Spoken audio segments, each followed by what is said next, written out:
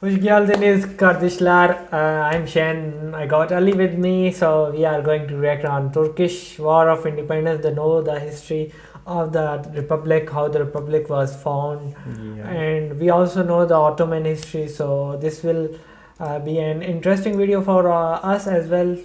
We'll react on how the Republic of Turkey was born and how the people fought for their freedom, for the Republic. So let's start the video. Original link of the video is in description. You should go and check out that as well. So let's start the video. The Turkish War of Independence. 19th century was a time when so much changed in the world. One of these important changes was the gradual destruction of Fall of empires. Ottoman Empire. One of these collapsed empires was the Ottoman Empire.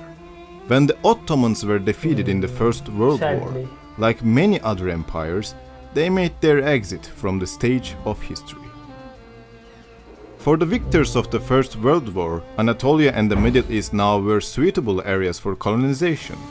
They also entered the territory of Anatolia after the Mondros Armistice Agreement signed by the defeated party on 30th October 1918. The first occupation took place at 8th of November with the acquisition of Mosul, and Turkey's invasion has accelerated step by step. The British, the French, and the Italians seized many places, particularly the Straits, to suit their interests. According to the agreement, all means of communication and transportation of the Turkish government and the arms of the army were confiscated, and they were demobilized and retreated. The purpose of these operations was to prevent a rebellion from the Turkish people, Turkish government, or army, while the occupations continued. The French invaded Çukurova and the western part of the southeast with the Armenian legions. The British seized the Straits, important raw material points and ports. Also, Italians placed troops on the south and west coast of Anatolia. Additionally, the Entente states were also considering to establish a large Armenian state in the east and a Kurdish state in the southeast. They promised Greece the western part of Anatolia with the Paris Conference. The people who were disturbed by the occupations had already expressed their attitude towards the enemy in the southern regions and began to fight with the French and Armenians. On the other hand, the situation that mobilized the country in general was on May 15, 1919, when the Greeks stepped into Izmir. That seemed to be the red line. The occupation was protested all over the country. The British were trying to calm the Istanbul government by saying that the occupation was temporary. During the occupation, experienced commanders of the country held secret meetings in Istanbul. The favorite of these commanders was Mustafa Kemal Pasha, who was remembered for his achievements in Çanakkale. Mustafa Pasha, as a lieutenant colonel, had promised to be a brilliant general, despite the defeat of the country in the First World War. Mustafa Kemal Pasha, one of the army's most active commanders on the battlefield, and the rest commanders of the Ottoman Empire did not favor silence against these invasions, and during the reorganization of the remaining Ottoman army, Mustafa Kemal was sent to Samsun on May 16, 1919, as an inspector. Mustafa Kemal Pasha, who set foot in Samsun on May 19th, with his trusted friends and officers, knew that the fire of freedom within the Turkish people would lead them back to independence. On 19th of May, Mustafa Pasha began to implement the plan of liberation in his mind. The expansion of the occupation by the Greeks resulted in the Turkish people fighting by forming militia forces in the west. After the resistance started in the south, the struggle of the Turkish people also started in the west. On the rise of occupations and the desperation of the Istanbul administration, Mustafa Kemal understood that something had to be done, and for that, on June 22nd, Amasya Circular was issued by Rauf Orbay, Commander Refet, Ali Fuat Pasha and Kazım Karabekir Pasha. This circular was the first official document of the Turkish War of Independence. Now the people were openly invited to oppose the enemy, the Allies. Although the British removed Mustafa Kemal from his post, they couldn't prevent him from leading the people. The call was answered by the public and among the remains of the Ottoman army. Mustafa Kemal and his friends who passed from Amasya to Erzurum gathered a congress here, stressed the need to resist the enemy. At the same time, the commander of the Ottoman troops in Erzurum, Kazım Karabekir Pasha, stood next to Mustafa Kemal and was one of the biggest supporters. Mustafa Kemal passed from Erzurum to Sivas. In September, another congress was held with the participation of participants from all over the country, and the decision taken at Erzurum Congress gained a national identity. Now the Turks were determined to resist the occupation. With a decision to gather the closed parliament in Ankara, Mustafa Kemal opened the National Assembly on April 23, 1920, and was elected president of the Anatolian government. The Turks then rolled up to their arms to maintain the resistance with a regular army rather than militia. The Turkish War of Independence was organized to fight against the enemy on 3 different fronts.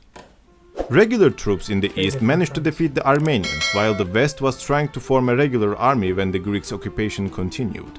Thus, towards the end of 1920, the Turks secured the eastern sides. At the beginning of 1921, while the newly organized troops under the command of İsmet İnönü fought with the Greeks' army, while the Turkish militia forces on the southern front harassed the French and the Armenians, and brought them to the point of withdrawal.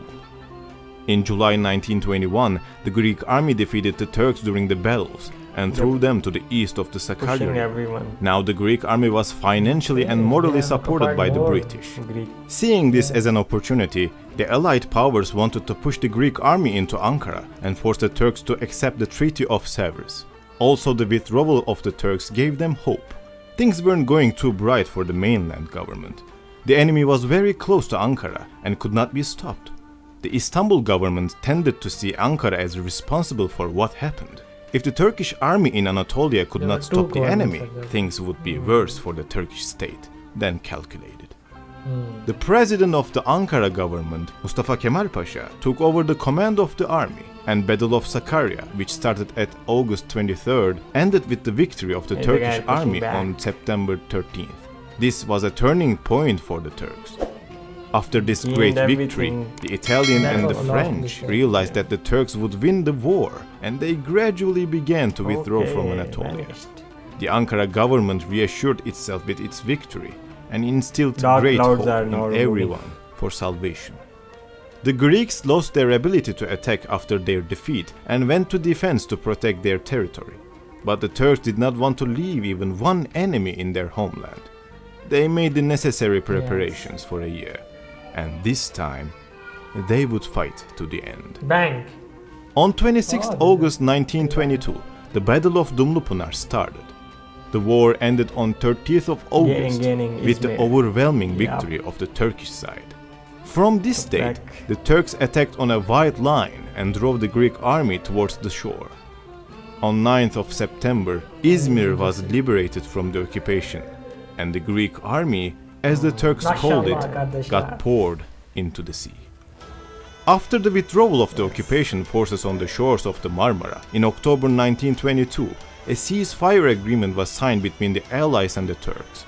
Thus, the War of Independence ended with Turkish victory, and the Straits and the Thrace were given to Turks without a fight. Mustafa Kemal Pasha, who led the people in this war, turned to diplomatic victories after lifting the Sultanate. Ultimately, the Republic was proclaimed on 29th of October 1922 in Turkey. Mustafa Kemal Pasha, who later took the surname Atatürk, was elected the first leader of this new regime and state. Okay, this was so emotional and heart-touching. The way the Turk fight for their independence in the leadership of Mustafa Kemal Atatürk. Yeah, this was a hard time for the Turkey and the whole world at that time after the World War One, and under the leadership of such a great general, the people fought for their general and a leader. Yes, he was general turned leader there, and I guess now that's the reason they have so many clashes recently with Greece, and that is number one enemy nowadays for Turkey. But hopefully they will again push them back and they will again success, inshallah.